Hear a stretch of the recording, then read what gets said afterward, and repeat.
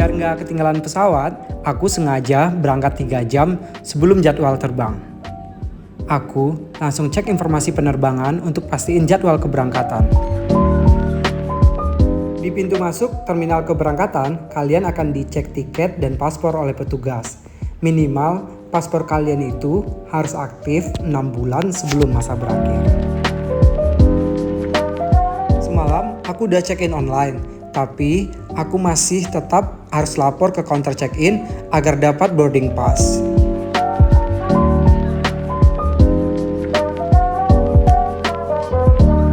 Sebelum masuk ke dalam gate keberangkatan, kita harus melewati pihak imigrasi terlebih dahulu. Biasanya, petugas imigrasi akan bertanya, kalian kemana, ngapain, dan berapa lama. Santai aja, pasti kalian bisa menjawab. Setelah dapat cap keberangkatan paspor, akhirnya lega juga. So far, Bandara Ngurah Rai adalah bandara favorit aku. Mungkin karena ada ornamen Bali-Balinya gitu. Karena belum sarapan, aku mampir sebentar ke Bali Sky Cafe.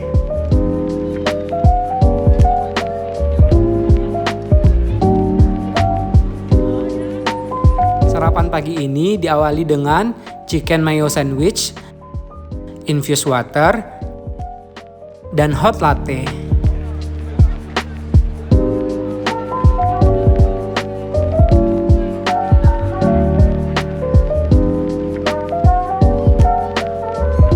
Setelah 3 tahun akhirnya berangkat juga. Pagi ini aku berangkat dari gate 6. Untuk ke Kuala Lumpur, kita booking tiket itu udah 3 bulan yang lalu. Harganya 1.314.000 dan kalian harus sering cek email kalian karena si AirAsia itu sering banget kayak ngirimin notifikasi perubahan flight schedule gitu.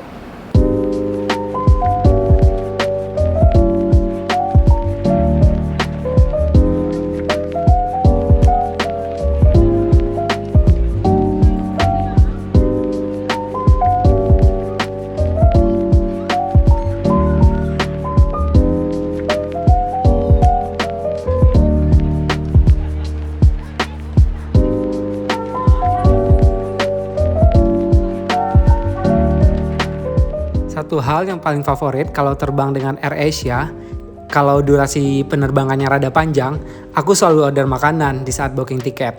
Aku order nasi padang udara Ratman, itu harganya cuma 37.000. Ini cukup banget buat isi amunisi karena penerbangan yang lumayan panjang.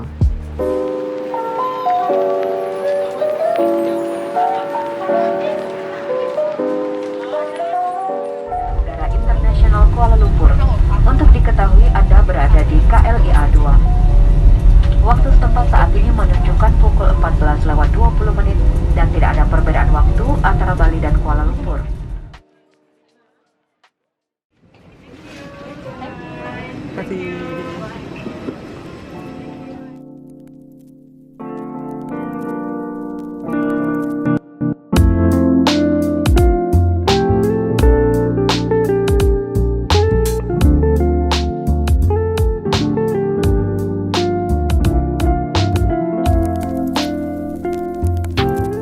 Barusan kita udah melewati pihak imigrasi, tadi kita ditanya tiket pulang kita sama akomodasi kita selama di Malaysia. Sekarang kita langsung lanjut ke informasi, kita bingung mau naik kereta api ke Ipoh atau naik bus. Let's go!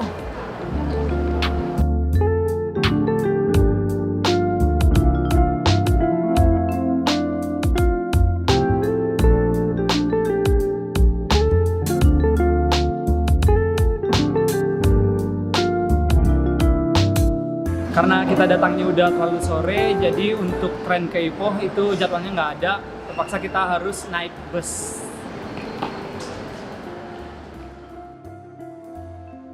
Di pintu keluar, kita ketemu ATM CIMB. Kita langsung narik uang di sini dan nilai kursnya lebih bagus daripada kita nukar di Indo. Selama di sini untuk SIM card kita pakai Telkomsel, kita beli paket roamingnya. Tapi banyak juga kok counter-counter di luar yang jual SIM cardnya Malaysia. Satu hal lagi yang perlu kalian siapin yaitu plug colokan.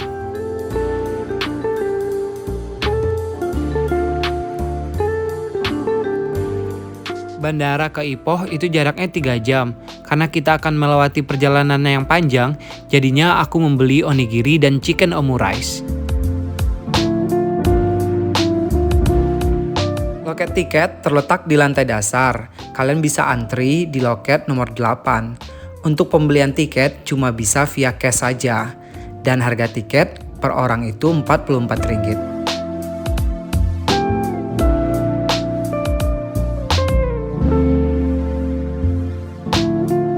Ruang tunggu busnya langsung berada di depan konter tiket.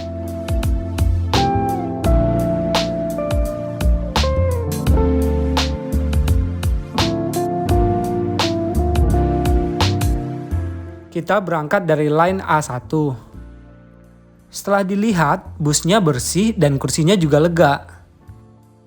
Bersyukur sekali keluar bandara langitnya masih terang, tapi ada suatu kejadian yang di luar dugaan.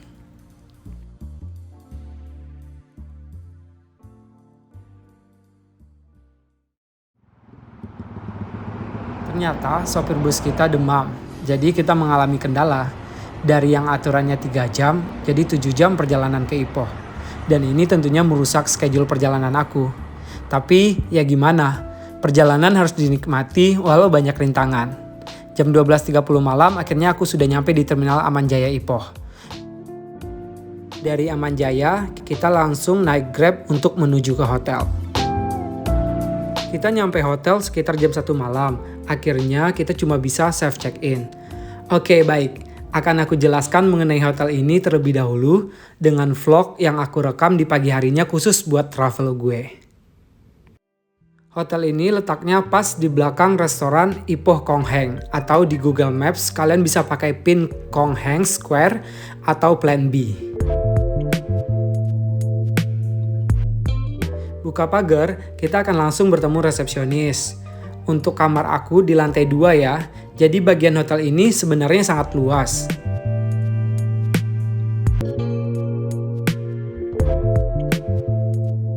Untuk naik ke lantai 2, kita harus tap kartu, dan kita naik tangga besi. Konsep hotel ini unik sih, bangunan tua yang disulap jadi kamar-kamar yang mungkin tidak bisa ditemukan di hotel lain.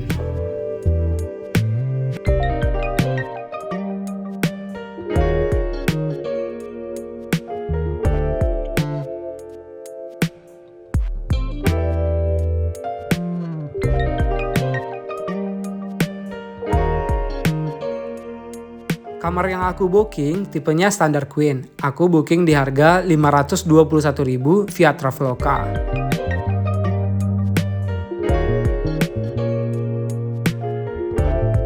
Kasurnya lumayan gede ya kalau untuk berdua. Yang uniknya kamar mandinya transparan gitu. Gimana ya?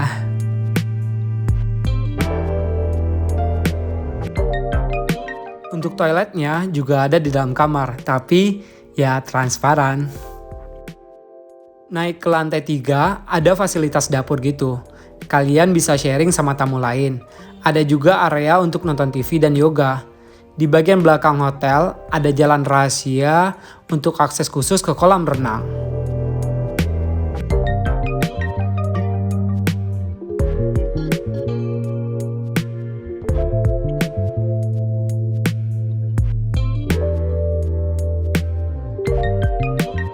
Kalau paginya, di bawah hotel ini ada artisan market, ada butik, ada barbershop antik, pokoknya rame deh. Para pedagang di sini jualannya juga unik-unik.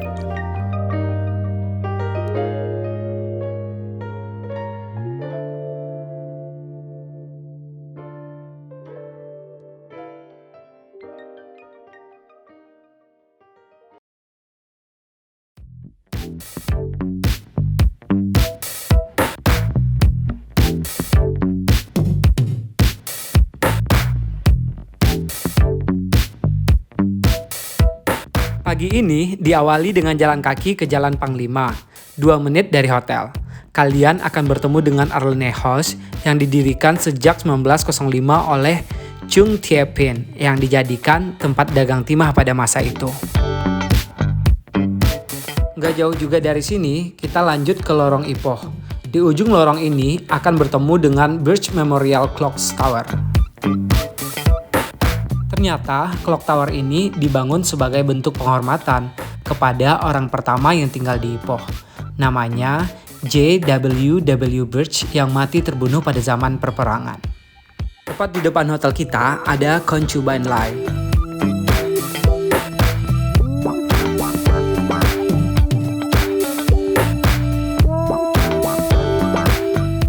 Buat yang suka belanja, jangan pernah skip untuk tidak melewati line ini. Karena di line ini kalian bisa menemukan jajanan-jajanan yang enak, serta yang ingin belanja souvenir juga dengan gampang kalian temukan di sini.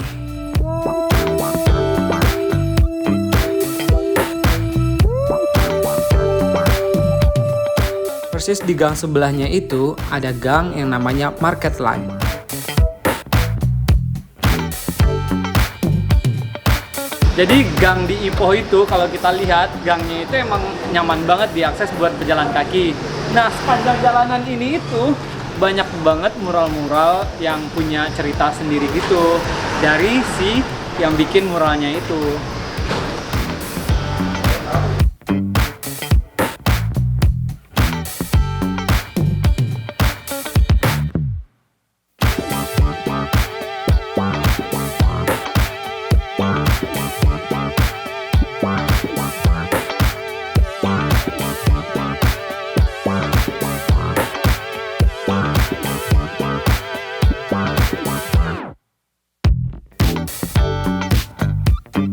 Untuk makan siang, di Ipoh itu berjejer restoran, tapi kebanyakan Chinese restoran.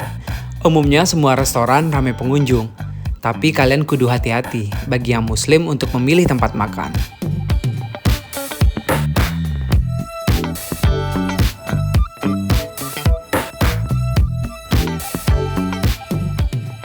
Kita makan siang di sebelah restoran Kong Heng.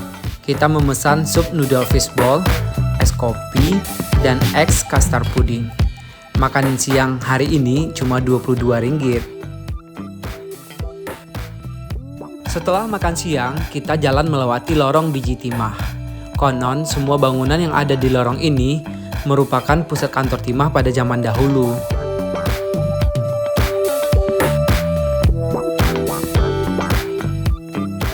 Berjalan di tengah kota Ipoh, kita akan melewati jembatan yang berada di atas Sungai Kinta. Sungai ini yang membelah kota Ipoh menjadi kota tua dan kota baru.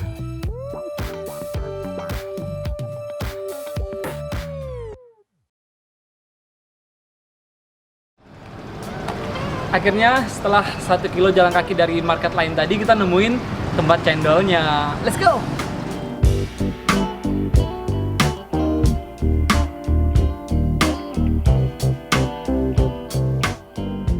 Cari lokasi es cendol ini cukup gampang karena sangat terkenal, jadi kalau nanya ke masyarakat lokal pun mereka pasti tahu. Cendol ini dijual sama si ibu keturunan India yang udah lama tinggal di Ipoh dengan resep turun-temurun dari keluarganya. Aku beli es cendol kacang merah dan jagung, harganya cuma Rp4.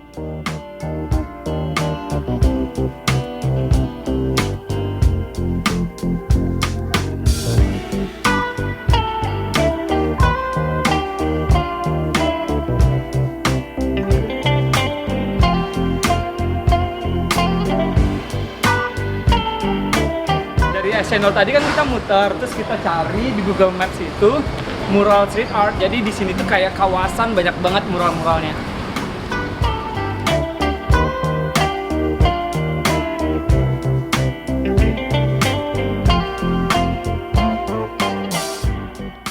Aku selalu takjub dengan karya mural-mural di sini.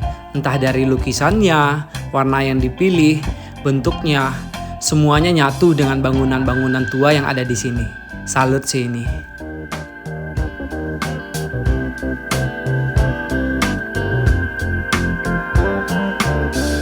Jadi sepanjang jalan ini dari ujung ke ujung itu isinya mural semua. Nggak jauh dari mural street art tadi, dari kejauhan kita bisa melihat ada sebuah masjid yang bernama Masjid Panglima Kinta yang letaknya persis dekat dengan Sungai Kinta. Masjid Panglima ini merupakan salah satu masjid yang tertua di Ipoh, didirikan tahun 1898. Bentuk desainnya ini merupakan adopsi dari Taj Mahal yang ada di India. So actually dia ada dua arkitek. Yang one this side is built by the Indians. Because although dia actually the engineers are from Europe. It's like two combination with two culture. Masjid ini dibuka untuk semua wisatawan dengan agama apapun. Pihak masjid akan memandu kalian selama tur. Di komplek Masjid Panglima, dulunya ada sekolah Melayu pertama di Ipoh dan sekarang sudah menjadi sebuah galeri seni. Oke, sekarang kita naik Grab menuju ke tengah kota Ipoh.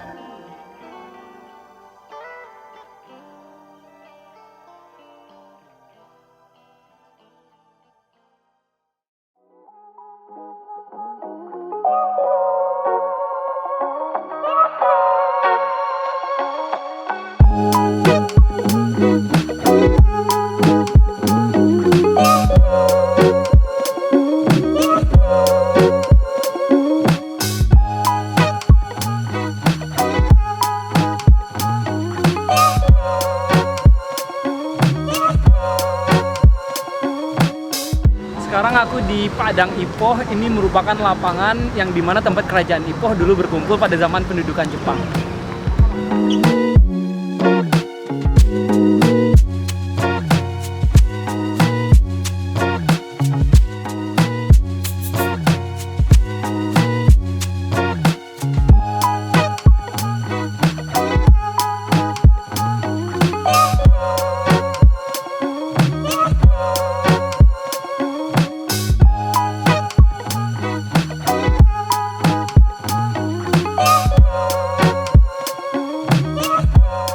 Sebelum melakukan perjalanan ke stasiun, akhirnya kita memutuskan untuk mampir sebentar ke geosite Gunung Lang. Jaraknya dari kota Ipoh itu cuma sekitar 15 menit. Sebenarnya banyak hal yang bisa kita lakukan di sini. Satu-satunya yang kita coba yaitu berkeliling pulau dengan kapal yang kita beli tiketnya seharga Rp3.